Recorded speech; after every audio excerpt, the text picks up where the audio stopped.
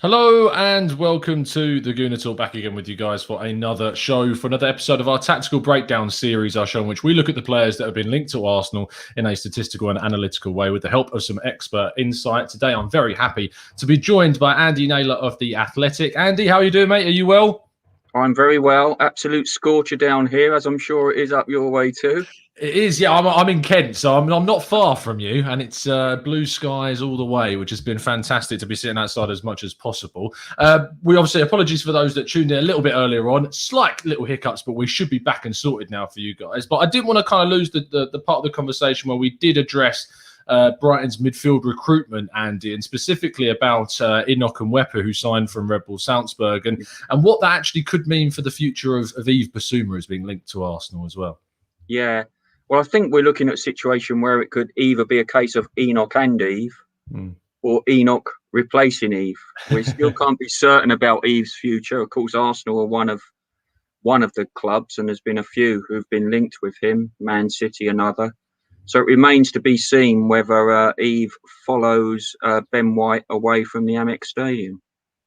In regards, though, to the player that we're obviously focusing on today, and it is Ben White, he has been linked with Arsenal for some time. It's been a very dragged out process that started before the European Championships even kicked off, before he was obviously called up to the England team, which obviously probably has had an effect on how this deal has been kind of dragged out in a way. Arsenal and Brighton have seemingly now come to that agreement with a deal in place. Do you think it was always going to be Brighton with the ball in their court, very much saying, if you want Ben White, you're going to have to pay £50 million and that's it? Yeah, Brighton's position has been pretty transparent all the way through. They don't need to sell. They didn't want to sell. When I say they don't need to sell, that's from a financial standpoint, even though they lost a lot of money. The last annual accounts, 1920, they've got Tony Bloom as the owner chairman, lifelong fan who pours millions and millions of his personal wealth into the club. So they don't need to sell, but they're also realistic. They're realistic about where they are as a club in their development, and that if other clubs, if you like, bigger clubs come along wanting their best players, then if the circumstances are right, if the offer's right, then that's likely to happen. As you said, it's been an ongoing process with Ben after his first season in the Premier League, where he had a really good season. The England situation, I think, catapulted things a bit further, breaking into the England squad pre the Euros and then replacing Trent Alexander-Arnold in the final squad. So Arsenal have been on the premises all the way through. They've finally reached a point where they've met Brighton's valuation of 50 million or around that mark. So the deal looks on. From a Brighton perspective, obviously Ben White's come through the academy. He's a youth product, and whilst you've got two very good centre backs that have started most of the season, and speaking to a good friend of mine who is a Brighton fan in Jeremy Smith, who is also a French football expert and compares Saliba and Ben White quite a lot to see kind of if it was the right decision for Arsenal to send Saliba on loan and then bring Ben White in. From a Brighton fan perspective, does it affect you too much losing Ben White because of how well stocked you already are in the centre-back area? Yeah, well, you're right. It's one of their main areas of strength, Brighton, in the centre of defence. You've still got Lewis Dunk, the captain, outstanding. You've still got Adam Webster, who was very impressive in his second season, club's record signing from Bristol City.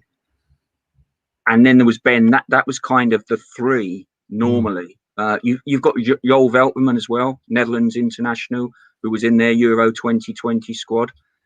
The thing you have to be guarded about with Brighton is that Graham Potter he plays lots of different formations. We're very used to fluidity with Graham, but his preferred formation is to have three central defenders and wing backs. That's the system he likes using the most. So you've also always got to bear in mind with that situation, you've got injuries, you've got suspensions, you've got COVID issues that could still come into play. So you kind of need an extra man in that pool, if you like, of central defenders. They've got some other young defenders coming through. They've got Leo Østigard, who really plays on that right side. Did very well on loan to Coventry last season, young Norwegian. But I think they still will go for not a like for like necessarily exact replacement for Ben, but they'll bring in another central defender, I think, to add to the mix.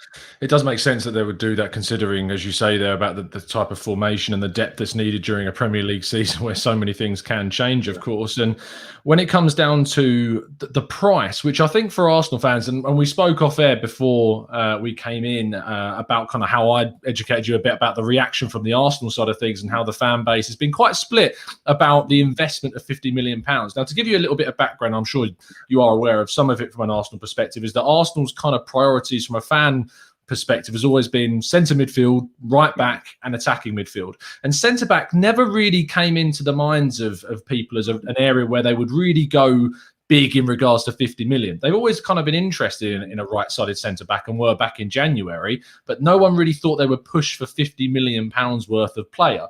Do you think Arsenal are getting £50 million worth of player in Ben White? I certainly do.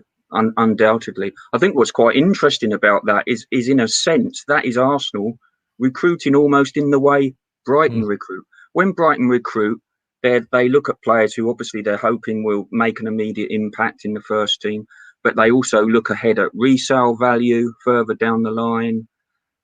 Arsenal are getting one of England's biggest prospects defensively. There's no question about that. Ben's got pretty much everything, an all-round package in terms of Ben the player, and also, let's face it, and this counts for big clubs, he's very marketable as well, Ben White. You know, just breaking through into England reckoning. If you look further down the line, if his progression continues, then there's every chance that he'll become an England regular.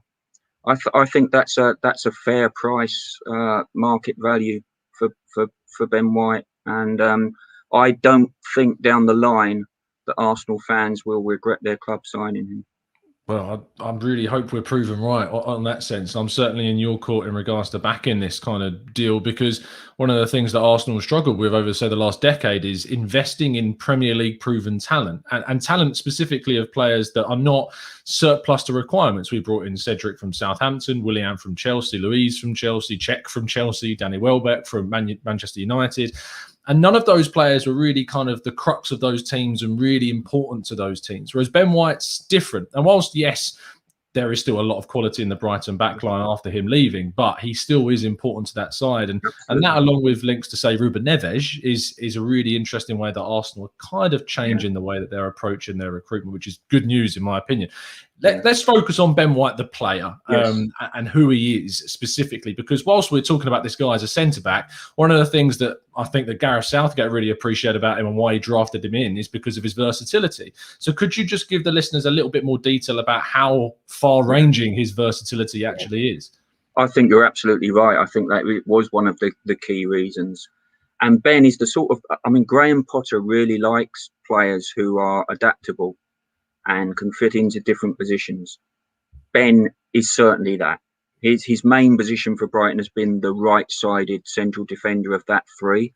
But don't forget, when he was on loan at Leeds, he played as the defensive midfielder when Calvin Phillips wasn't available. He also played in that position quite often early on last season for Brighton. He can play that role. He can play in a four as the right-sided defender of a four. He can play at right back. He's pretty comfortable at right back as well.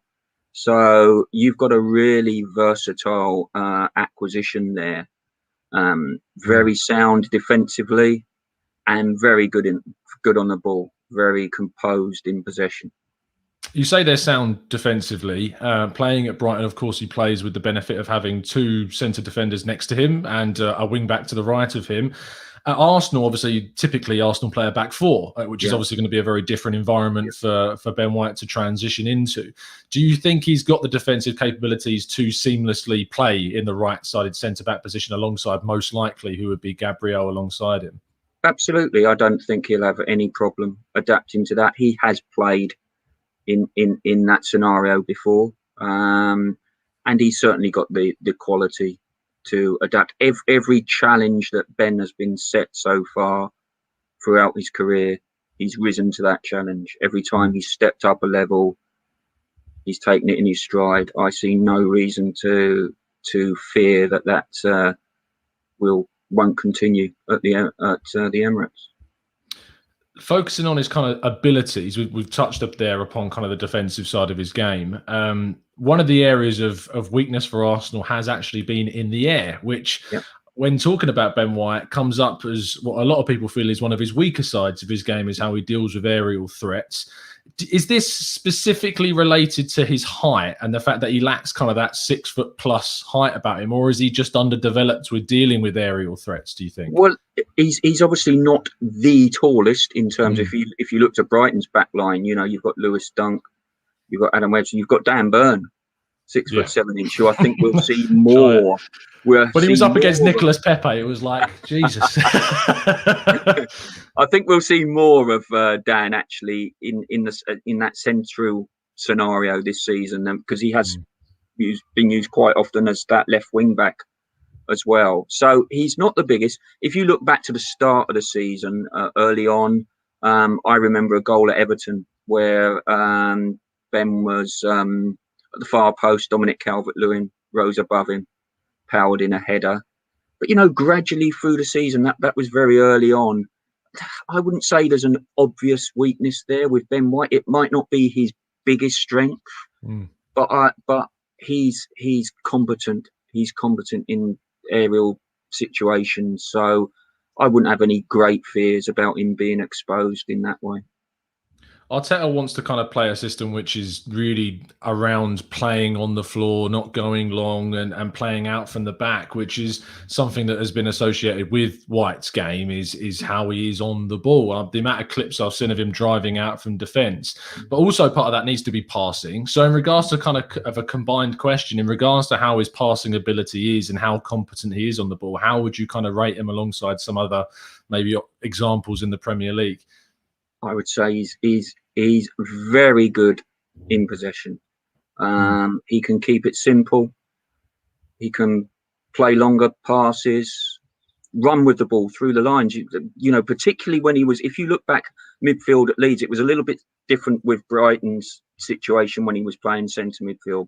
But he was quite often a ball carrier at Leeds, bringing the ball out. Similarly, actually at Brighton, that's really been more Adam Webster's role in that back three at Brighton. Adam Webster is a natural sort of ball carrier, so we haven't seen quite as much of that from Ben in his first season in the Premier League at Brighton, but he's definitely got that in his armoury. So I don't think that will be a problem again at all with Ben in terms of keeping it simple and also progressing, whether it be more directly or through his own advances as well. Last couple of questions then on him. We can't sit here praising him like he is the best centre-back ever. There are going to be some vices to his game. So I am curious as to kind of what are the areas that he was really going to need to develop on when at Arsenal.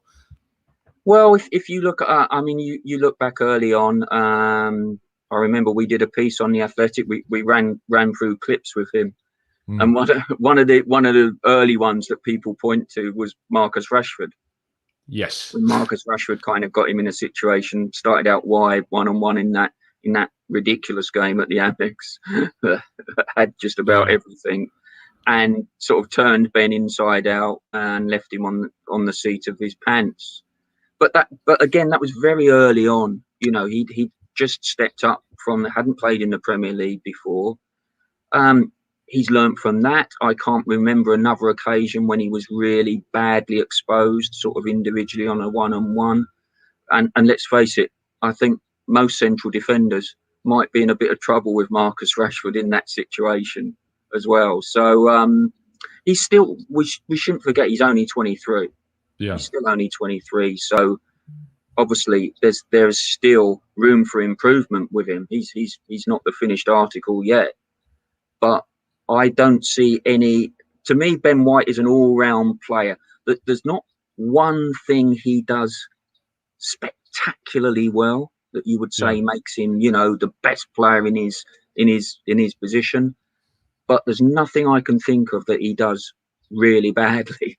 That you could really identify as a glaring weakness. So I think he's an all-round package with still lots of potential to grow as well. A jack of all trades with the potential to be master of some, maybe the best way Yes, to describe very, it, I very nice suppose. way of putting it. Yeah, yeah, I am excited about the transfer. It's obviously Arsenal investing in a centre back is great. Arsenal did have the third best defence in the league last season, but still have always looked a little bit vulnerable at times. And my last question, when it comes to Arsenal and Ben White, is always with Arsenal. There's a question about how they will compete against the big teams.